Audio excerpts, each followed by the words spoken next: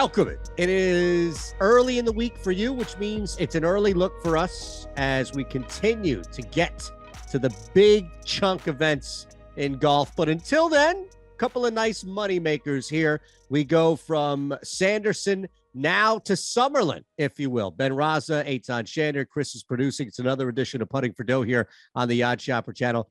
Thank you for joining us. Hit the thumbs up button. Make sure you're subscribed here as well. We have a ton of things we're going to tell you about, including how you can take advantage of a nice opportunity at a sportsbook to our premium insider access. But, Ben, as we always do before saying hello and exchanging pleasantries, we look back at not a great week for us necessarily. Nah, it's the swing season. I got my money's worth. Anytime Griot's in contention, it's always going to be a fun sweat for me. My favorite player, always love him. But ultimately, I think the key for me with swing season is to not overreact. Guys are coming back. Guys are on breaks. Guys are playing, sporadic rounds. And you see it in the leaderboard. Some of the favorites on the betting market last week, not even guys we were necessarily on, not only did they not win, they didn't make the cut. They weren't even close. The Russell Henley, Justin Sue was a name a lot of people were interested in. And just, you're going to see that in swing season. And I think one of the things is try to not overreact, see what's what. But, Mackenzie Hughes is a name around 100-1 that did break through. He's got experience on tour, wasn't a first time, guy who's been in that moment before. I didn't have a ton of real takeaways from what we saw last week at Sanderson Farms. It resembled to me a typical swing season event.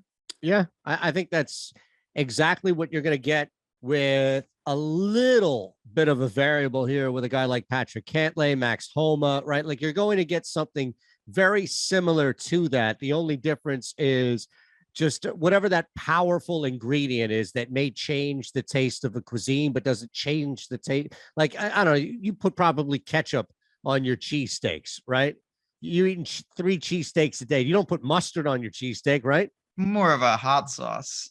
Okay, that's look, hot sauce is much better than ketchup. I'm not a big, I put ketchup on French fries for sure. And occasionally on breakfast. Well, you shouldn't be putting ketchup on anything, but that's a different conversation. That's not true at all. Here's the thing. You don't put ketchup on French fries. I'm sorry, but this is important. No, I don't. I prefer if it's the crinkle cut French fry or the steak fry. I prefer with just a dab of salt and eat it dry, like a ghoul, like a real fry should be eaten. It's going to be tough to take your pick seriously because of that. Wait a second. Now that's the catalyst. Putting you over the top, right? The last thing, and then we can look forward here to Shriners. Yes. The most annoying thing on our cards last week was both of our 40-20-10 guys made the cut, but were unable to get into the top 40. That's a pretty narrow margin. You have to live with that. Listen, we're taking a plus money guy there. Yeah. But both Haley and Rogers, they finished right around 50th, give or take. And that was one I wanted to recoup a little money there. Was unable to do it this last week. Feel pretty good about it this week, though.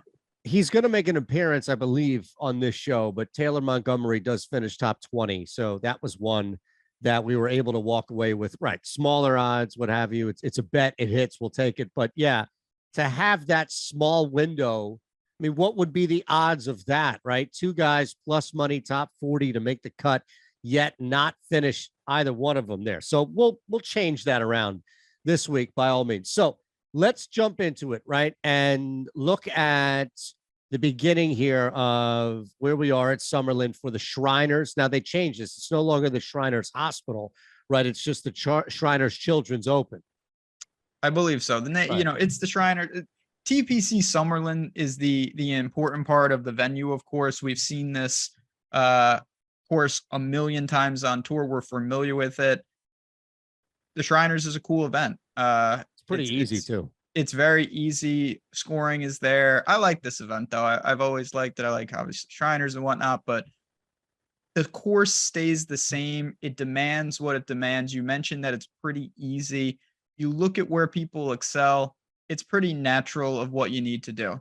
You got to gain some strokes. It's like every other course when you can really take advantage. You got to gain some strokes off your approach, certainly you can pepper these greens in regulation. The average greens in regulation hit here is way higher than a normal event. That is something you're going to see some of these iron specialists barely have to scramble this week.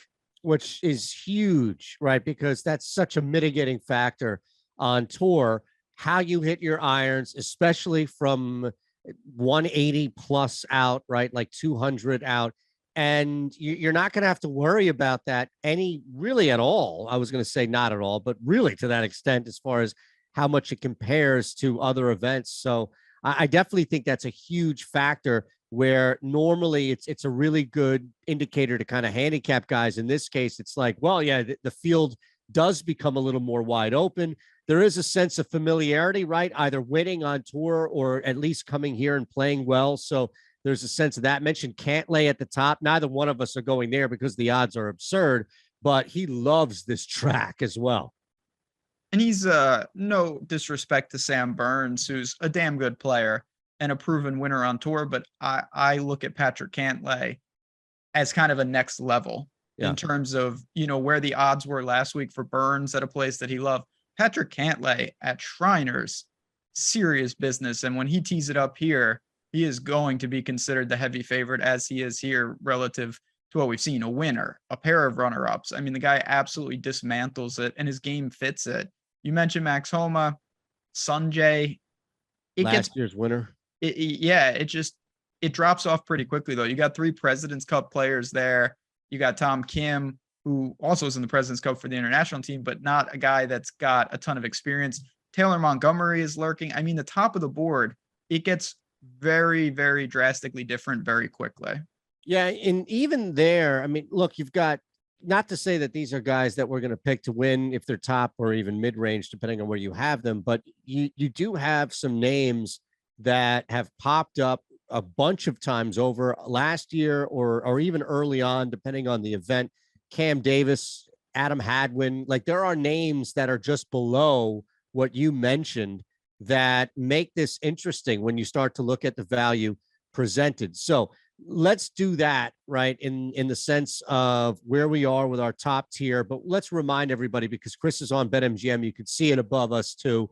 We have this awesome risk-free opportunity for you. You can take advantage of it here on this very show. You can follow one of Ben's many videos. Sharp Play of the Day, I'm sure, is out. One of my craziness things as well. But NBA preseason, if you let, whatever it is, we want to give you a risk-free opportunity. Up, doesn't have to be, but up to $1,000. So brand new to BetMGM. And this is what I love, Ben, right? Because how often do you come into people who it's like, yeah, I only use 1 or 2 books, and BetMGM in PA is like the Wendy's in the fast food battle, right? Where they are as big, as reputable, as strong as the other ones. And it's just through creatures and just through habit where it's like, no, I only have one. Well, now you're getting a really strong book. You're getting an opportunity to use our promo code Putt for Dough, and you get a first bet that's risk-free up to $1,000. So not bad for a place that you don't have to worry about, getting your money or anything like that. This is as up and reputable as it gets. Yeah, and I love Wendy's. I'm a Wendy's fan. That's my whole point. We don't have a Wendy's by us. No. Wait, what are you talking about? Yes. Oh, I don't. I don't have a Wendy's within a half, 25, 30 you have minutes. 3 cheesesteak spots? It's disturbing. But regardless of my location to Wendy's, we talk about it all the time. Why take a guy at 10-1 when you can get him at 14-1? And sometimes that number is going to be at BetMGM. Sometimes it's going to be at another book. That's why you want to have opportunities and action on multiple books. And if you haven't signed up at BetMGM, I would seriously consider adding it to the portfolio. And if you're going to add it, why not take the deals? I mean, it's as simple as that. Take a free shot at a big bet and live to fight another day. And if you hit it, boom, you funded the account with plenty of money for the foreseeable future. So I like it. Where do you want to dive into the top of the board? Because you talked about Cantlay. Not going to bet him. Where are you going to go? Well, I think, let me get him out of the way, because we talked about him last week. He was a guy that I liked last week. The number is there as well. The same number, mind you. And what's really changed? Sam Burns, Homa, and to a greater extent, Patrick Cantlay. So if we're playing off of Cantlay's odds, like we'd play off his handicap at a scramble or something, then I somewhat understand it. But Taylor Montgomery's playing well, man. And at 35-1, this is again an opportunity to capitalize on a very easy course where if he's putting, we know that he can definitely gain strokes, and there aren't as many obstacles for a guy that's playing well. If he were just, playing awful, right? And I was waiting for a turnaround here, Ben, I think there's a little difference in this approach, but because he already has momentum, and I think he's just about to break, and this could be the next event here where he finally breaks or he gets that break. The point being is that he's shot already, right? So he's already moving in the right direction, less obstacles in his way. So that's why I'm going to take a shot. If I can get him, which I can at 35-1, that made a lot of sense for me, in the same range for you as a guy that you found 35-1, but you're just biased. 40-1 now, which is good. And look at that, moving in the wrong direction for me. Now they're just adjusting because there's some better numbers across the industry on Grillo. He's playing great. He's found the putter. Never thought I'd ever say this. Grillo has gained strokes putting in 5 straight events. That's never happened before. That's dangerous. We knew he's a world-class tee to green player, always has been. Sanderson Farms, 5.5 strokes gained tee to green. He gained 5.7 on the approach. He was right in it. He made an 8 on Sunday, and that really took him out of it. But this is a guy who's won on tour before. He's a swing season type player, has success at these type of tracks. I'm going to keep playing a guy like Grillo and keep betting him. Hasn't had any success at Shriners, but there's nothing here that shouldn't translate to his game. So I'm actually starting my card as much as I want to bet. Let me talk about Aaron Wise for 1 second. Yeah. I like him.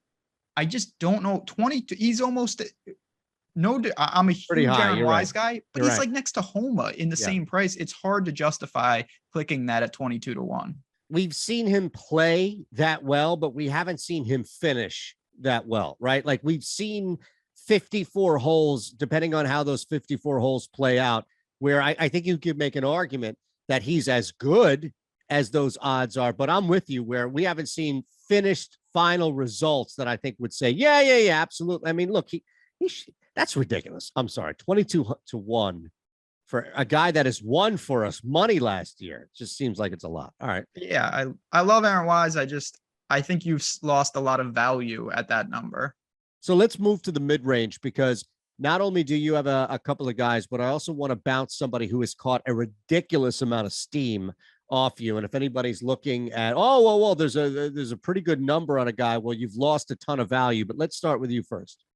So this is where I think the meat of the card can be this week. You've got a million guys that are like 50 to 60 to 70-1 that have some either close calls on tour or they're up and coming, the Denny McCarthy's of the world. I'm going to start with Nick Hardy, not a name that we've seen for years by any stretch, but also not someone where we're like, okay, this guy's got 2 starts on the PGA Tour. He's got some experience. He's played well.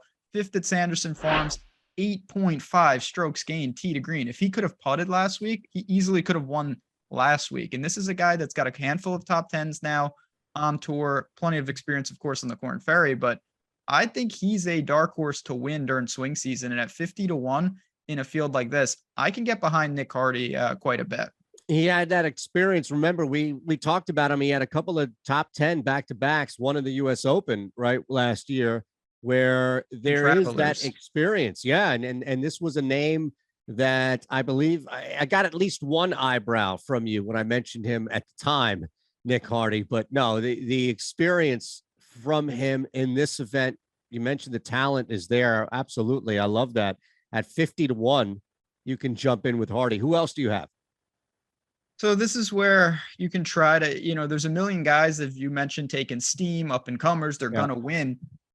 Who more than that going the other direction than Maverick McNeely? Maverick McNeely, not that long ago in these type of events, 25-1, maybe 30-1. Like, oh, this guy's about to win. He's going to break through. It did not happen. He has not been playing great golf. I'm going to try to buy low, though. I can find Maverick at 66-1 on BetMGM.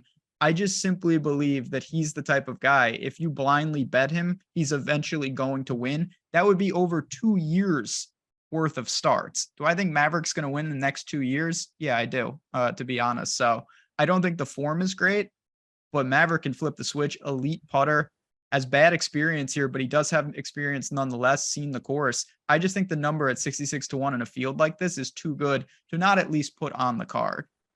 Okay, so that's the big thing here is you're buying low at a really good number. And Absolutely. yeah, and he's a public enough name that if he does catch flame and finish, T7 or like, a couple of top 15s, let's say, granted, it's going to be a little deeper into the season at all, but that number is probably like what would be a true 45 or 65, whatever would probably dip significantly. So I get what you're saying. Even if I don't like Maverick, I get what you're saying. It makes sense. That's why I think people are not into him right now because of the form, and that's the best time to buy. And I just want to highlight this. So he's had some close calls on tour.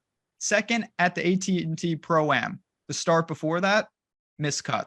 Fourth at the Heritage. The start before that, miscut. Runner-up at Fortinet. Start before that, 63rd. He doesn't come in with form sometimes, and he pops right into the mix. So it's not like Maverick hasn't shown that he can come out of nowhere and put up an elite finish at this number. Give me that every single time, even in bad form. I love that. I love the approach, I should say. Maverick is a tough sell, but look, blindly taking that logic on a guy who has the talent as McNeely does, and it's hard to say no to that. So at 66-1, that's fantastic. Look, Ricky Fowler opened up as a 90-1 long shot. He's been bet down to 60-1. The caddy change, like there's a lot of outside pork that's been stuffed into this Fowler sandwich. As far as why, Ben, he's going to be magic at coming up here at Summerlin, right? So I put catch up on that. The Fowler sandwich needs catch up. Exactly. So I'm sorry, but I don't buy him at 90-1. Now at 60-1, if anybody's thinking like, I'm going to get away at the field here, are you supporting that steam? Like, do you support the fact that all of this money has now dipped Ricky Fowler down to 60-1, or is that outrageous? No, I mean, when you get into odds like this, slight changes can drop guys, 10, 20 points. So I get it. And you want to shop these numbers out there. The reason for this again, it goes right back to Maverick. Ricky Fowler was an afterthought, and then he came in sixth in his swing season start. And now everyone's like, oh my God, Ricky's back. He's going to win. Like maybe he came in sixth because he put it together on the green and he's going to regress right back. I don't know the answer to that. You have a finite amount of players on the card. For me, just looking at the names right next to him, Maverick, Mito, Neesmith, Hubbard, who was interesting last week. I find myself more apt to click those guys before I click Ricky for an outright. Yeah, I totally agree, because you're looking at the initial number, not 60-1 number. Yeah, I mean, the initial number doesn't mean anything in the sense if you can't get it. Like Right. But I'm saying even when you look at the 90-1, you may not have that much value. It's still better. I get it. It's better. But I'm just saying that even if you were doing the comparative to who at 90-1, I mean, again, we'll go long here, right? And we can transition into this. We each have guys who are at least 90-1 or longer. And I wonder if you had the option to take your guy, my guy, or Fowler, where would that rank as far as Ricky Fowler at 90-1? And you don't have the benefit of hindsight to know that it's steamed to the hell. That's a fair question. I mean, certainly at that, it would be more of a consideration, but no, I'll be honest. I wouldn't. I would rather click my guy, Steven Yeager, at 100-1 over Ricky Fowler. And the thing I like about Yeager is I have a better understanding of how he can excel and what needs to improve to break through. He is a putting and around the green specialist, elite, world-class levels, even though he's not, I don't think people would call him a world-class golfer against the best of the best, but he's stringing together made cuts, 30th last week at Sanderson Farms, despite losing nearly 2 strokes off the tee and another stroke on the approach. If he can flip that and sync it up with his putting, this is a dangerous player. And I know that because I saw at the Rocket Mortgage, he gained 7.5 strokes tee to green and another 5 putting, and he came in 5th. Did it at Wyndham, came in 13th. Did it at Wells Fargo, came in 6th. Obviously, I'm cherry picking his results, but I know it's in there. And at 100-1, I don't need to be right that often to get my money's worth here. 100 to 1 for Jaeger. I know you're going to build something. Jägermeister. Jaeger bomb. Buck. I mean, look, you have a guy this far out for a reason, and I understand that, right? And I think that's the same line of thinking for somebody like Mark Hubbard, right, at 90 to 1. But I don't know, and I always bring this up, right, because I'll say these on any of the videos that I do, the sports videos and stuff that we do across all sports, I should say, here on the OddsShopper channel. And a lot of times they'll try to come up with something, not a trend, but an angle, like something that's not baked in, right? Not that Trent Williams is out for the offensive line, but, that a backup guard has been struggling for maybe 2 or 3 weeks. So I understand. And you always come back and say, no, everything is baked in because they know what you know. They know. And then some, right? I just think that maybe it's not baked in enough, but Hubbard's collapse last week seems to be a little bit more weighted into this 90 to 1 than how he played leading up to that collapse. Does that make sense? And I don't know if I'm right, but I'm willing to take a long shot on a guy who I know in swing season is able to at least play well and compete, and especially on an easier course.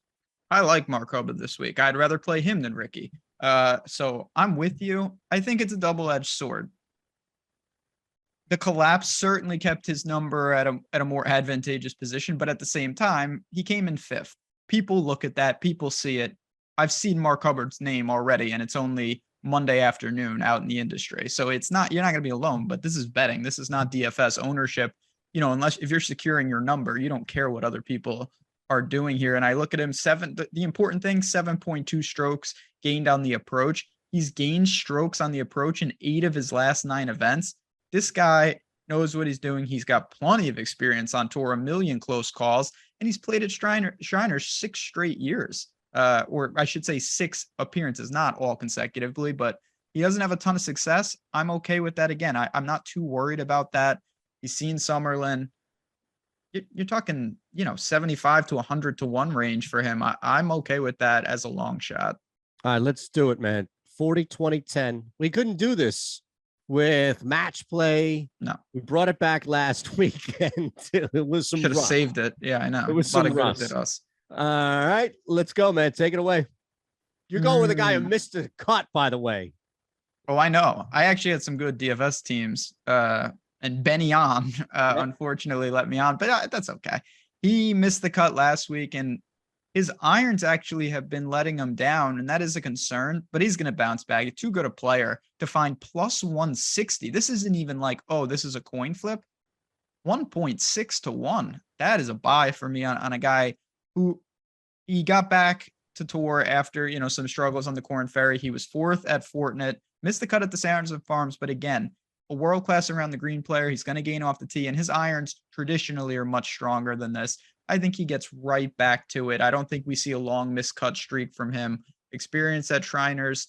Benny on at 1 plus 160. Count me in for that as a potential ladder. You mentioned the struggles with the irons, and I think this is like the equivalent of a get right game in team sports, where if you are struggling or if you've had issues with your longer irons, even mid irons, this is a good course because you're not going to have as much stress and pressure on being accurate or hitting around stuff in tighter courses. So I'm with you. I mean, that should propel a guy like that. I don't know how much of this is reactionary from last week, Ben, that he's sitting that far out, but that's fine. I wish I had an issue with you taking a guy who missed the cut last week, but it makes sense. Yeah, missing the cut in swing season to me is no big deal. It happens. Like you're going to see guys miss the cut and then explode the next week. Don't overreact.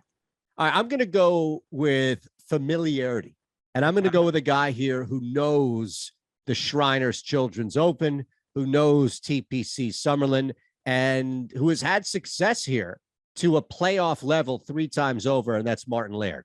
And he's had that spread out too. Like it's not just 3 straight years.